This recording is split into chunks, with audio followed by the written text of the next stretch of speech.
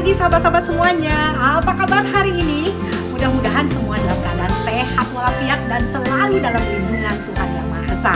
Nah, hari ini berjumpa kembali dengan saya Sri Sumahardani, tentu di channel YouTube Sri Sumahardani dan program terbaik saya yaitu Paragraf Sang Penyihir yang saat ini sudah sampai pada segmen yang ke-77. Bagaimana, sudah menyimak segmen-segmen sebelumnya? Ayo ya, silahkan disimak tayangan-tayangan yang sudah berlalu dari tayangan yang pertama sampai dengan di tayangan hari ini. Nah, sahabat-sahabat semuanya, hari ini sungguh spesial karena saya akan membacakan buku yang jarang sekali orang mempelajari atau orang membaca buku ini karena dianggap tidak terlalu penting atau tidak terlalu populer. Ya, padahal hal ini sangat menentukan keberhasilan dari sebuah karir, keberhasilan dari sebuah usaha, keberhasilan dari membentuk kepribadian yang baik, dan keberhasilan dari bisnis dan sebagainya. Tentu buku ini akan membawa manfaat sehingga sahabat-sahabat di sini yang menyimak program ini akan mendapatkan manfaat untuk kehidupan yang lebih baik ke depannya.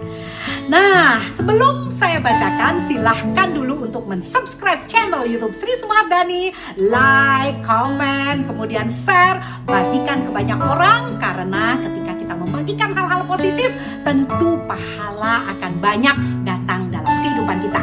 Dan tentunya ketika sahabat-sahabat di sini mensubscribe, like, comment, apa yang sudah saya tayangkan akan membuat saya lebih semangat lagi untuk berkarya yang terbaik untuk sahabat-sahabat semuanya.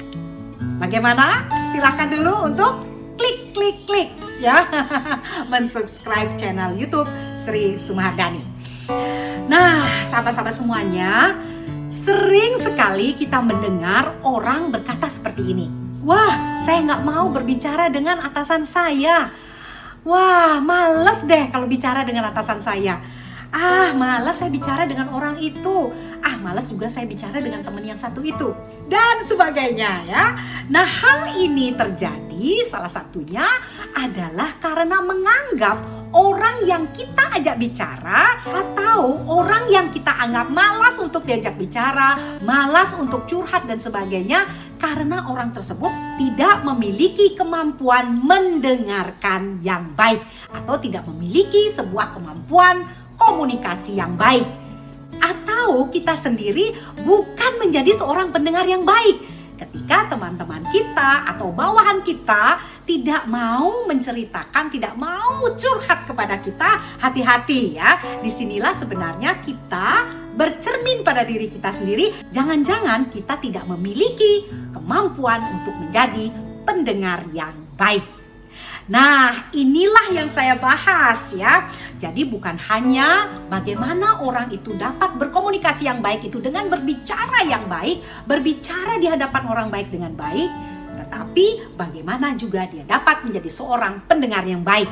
Sekali lagi, dalam berkomunikasi yang baik, kita bukan hanya menjadi seorang pembicara yang baik, bagaimana berbicara yang baik, namun juga bagaimana menjadi seorang pendengar yang baik.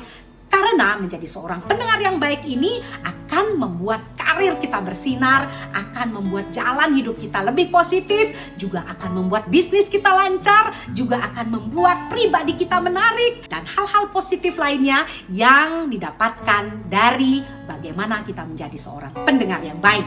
Bagaimana ya? Tentu hal ini sangat menarik untuk kita pelajari. Nah, hari ini saya akan membacakan buku yang luar biasa yang ada hubungannya dengan bagaimana cara mendengarkan yang baik, yaitu adalah How to be a Good Listener.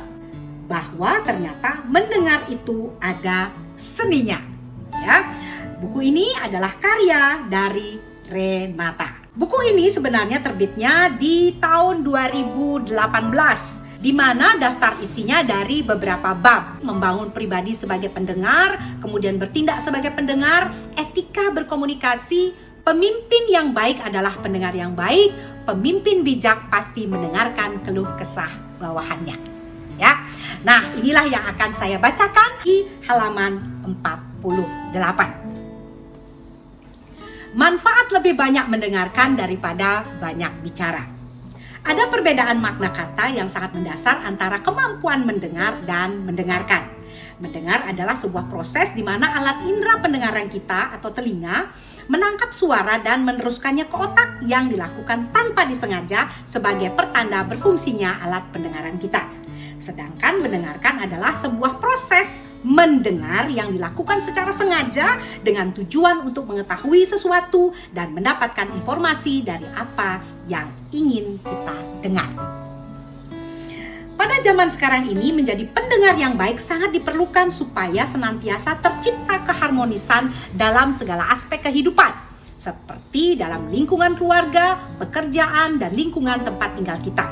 Untuk menjadi pendengar yang baik, banyak hal yang harus diperhatikan. Misalnya, memiliki konsentrasi yang baik, jangan terlalu banyak bicara, bersikap rendah hati, dan objektif. Namun pada kenyataannya saat ini banyak orang memiliki ego yang tinggi. Mereka lebih suka menceritakan dirinya sendiri daripada mendengarkan orang lain berbicara. Padahal ketika menjadi pendengar yang baik, sesungguhnya ada banyak hal positif yang akan kita dapatkan. Oleh karena itu, berikut ini akan dijelaskan beberapa manfaat dari lebih banyak mendengarkan daripada banyak bicara. Yuk, kita akan kupas satu persatu. Yang pertama, A.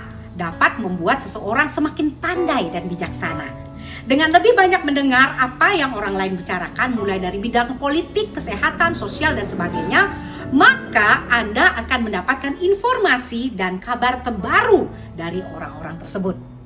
Dan seterusnya. Ya, saya lanjut yang B. Lebih mudah memahami orang lain. Mendengarkan orang lain berbicara tentang dirinya merupakan salah satu cara untuk dapat memahami orang lain. Saat orang lain berbicara kepada Anda dapat menganalisis bagaimana cara berpikir mereka, bagaimana cara mereka memutuskan sesuatu, dan bagaimana pula kepribadian orang tersebut, walaupun tidak terlalu mendalam. Dengan memiliki informasi tersebut, Anda dapat berpikir bagaimana Anda dapat bertindak dan memposisikan diri. Itu yang kedua ya, B. Selanjutnya, C. Dengan banyak mendengar dapat menjaga rahasia Anda. Wah, ini penting ya. Ada saatnya situasi tertentu di mana Anda sebaiknya tidak mengungkapkan pendapat terlalu cepat. Biasanya orang yang berhasil di bidangnya dalam berkomunikasi lebih banyak mendengarkan si mitra bicaranya, sementara mereka tetap menutup mulutnya. Saat orang lain lebih banyak berbicara, biasanya akan membuat orang tersebut tidak dapat menyembunyikan lagi perasaan dan maksud mereka yang sebenarnya kepada Anda. Jika Anda tidak ingin orang lain mengetahui apa yang ada di pikiran, maka sebaiknya jangan terlalu banyak bicara, tetapi buatlah orang lain yang lebih banyak bicara. Ya. Tutup mulut. D, yang keempat ya. Memudahkan kita mengambil keputusan. Dengan cara lebih banyak mendengarkan pendapat orang lain atau masukan yang ada, Anda akan lebih mudah mengambil keputusan. Hal ini karena Anda dapat mempertimbangkan segala sesuatunya berdasarkan informasi yang telah Anda dapatkan dan membandingkannya dengan pendapat kita sendiri. Itu yang keempat. Selanjutnya, yang kelima. Membuat Anda menjadi sosok yang penting bagi orang sekitar. Dengan kemampuan mendengarkan yang Anda miliki, orang lain akan tertarik untuk berkomunikasi dengan Anda. Mereka akan menganggap bahwa Anda adalah orang yang cukup pandai dan bijaksana dalam menanggapi apa yang orang lain bicarakan. Yang keenam, dapat mengurangi kemarahan seseorang. Ketika seseorang sedang dalam kondisi marah, alangkah baiknya untuk tidak menyela ataupun ikut berbicara. Hal ini karena akan membuat orang tersebut semakin marah. Lebih baik saat ada orang yang marah, dengarkan saja kata-kata mereka. Dengan begitu, Anda akan mengetahui apa yang menyebabkan orang tersebut marah. Bla bla bla. Dan selanjutnya, G, yang terakhir ya, melatih untuk lebih konsentrasi. Caranya adalah dengan terlebih dahulu memusatkan perhatian Anda kepada orang yang sedang berbicara. Perhatikan pula nada suara dan perubahan kata-kata orang tersebut sehingga Anda dapat mengerti arah pembicaraannya. Jadi ada 7 manfaat apa sih sebenarnya jika kita menjadi seorang pendengar yang baik. Ya, luar biasa buku ini. Saya akan ulas sedikit tentang manfaat yang sudah saya bacakan tadi. Yang pertama, dapat membuat seseorang lebih pandai dan bijaksana. Jadi intinya, orang yang pandai mendengarkan, dia akan banyak mendapatkan informasi dan dia akan lebih mudah untuk mengambil sebuah kebijakan. Karena tentu kita akan membuat sebuah kebijakan yang bukan hanya berdasarkan diri kita sendiri, tetapi kita akan lebih bijak, lebih pandai ketika kita menjadi seorang pendengar yang baik. Yang kedua, bagaimana kita akan lebih mudah memahami orang lain. Memahami orang lain adalah sebuah kepribadian yang sangat baik ketika kita mengembangkannya. Nah, salah satunya adalah dengan cara kita menjadi pendengar yang baik. Bagaimana kita dapat memahami orang lain jika kita sendiri tidak menjadi seorang pendengar yang baik? Karena dengan menjadi pendengar yang baik, kita akan mendengar curhatan orang, kita juga akan mendengar keluh kesah orang, di mana kita dapat memahami perasaan dari lawan bicara kita. Nah, yang ketiga ini ya, tutup mulut ya. Banyak sekali ketika orang berbicara biasanya keceplosan ya. Rahasia-rahasia yang sebenarnya dipendam karena kita banyak bicara menyebabkan rahasia tersebut terbongkar gara-gara kita hanya bisa berbicara tetapi tidak bisa menjadi seorang pendengar yang baik. Jadi ketika kita menjadi pendengar yang baik, rahasia-rahasia yang secara spontan keluar itu dapat kita tahan karena kita menjadi seorang pendengar terhadap lawan bicara kita. Selanjutnya, ini penting sekali. Bagaimana kita lebih mudah untuk mengambil sebuah keputusan dengan menjadi seorang pendengar yang baik. Nah, ketika kita mengambil keputusan, biasanya ada orang berjam-jam, ada berhari-hari ya, bahkan berbulan-bulan untuk mengambil sebuah keputusan. Coba dirubah dulu kebiasaannya. Ya, bagaimana kita menjadi seorang pendengar yang baik sehingga kita akan lebih mudah untuk mengambil sebuah keputusan. Karena kita akan dapat menyerap banyak informasi, banyak masukan-masukan yang akan mempermudah kita untuk mengambil sebuah keputusan. Jadi tidak butuh lagi waktu yang lama atau berbulan-bulan sampai bertahun-tahun untuk mengambil sebuah keputusan. Ya. Nah, selanjutnya adalah membuat sosok kita menjadi orang yang penting. Ingat loh, bahwa orang akan lebih mudah untuk bercerita atau curhat dengan orang yang pandai mendengarkan. Nah, sesuai dengan penelitian bahwa sebenarnya orang itu akan lebih mudah berbicara, orang itu lebih mudah berkomunikasi dengan kita ketika kita itu menjadi seorang pendengar yang baik. Nah, disinilah kita dianggap penting oleh mereka karena tidak semua orang pandai mendengarkan.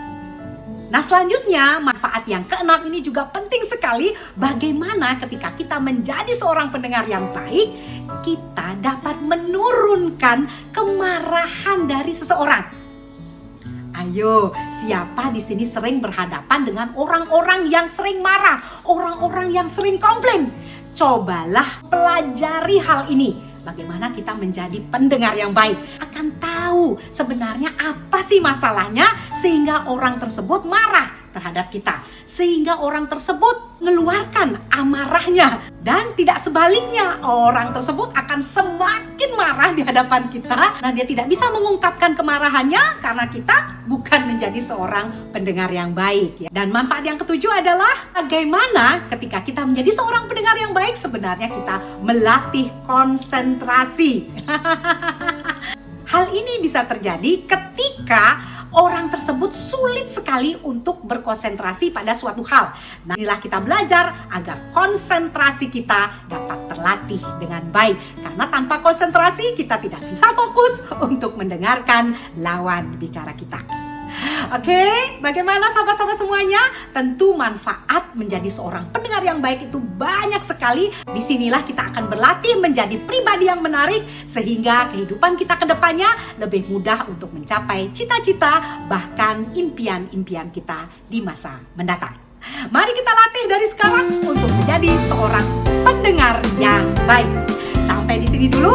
Salam senyum.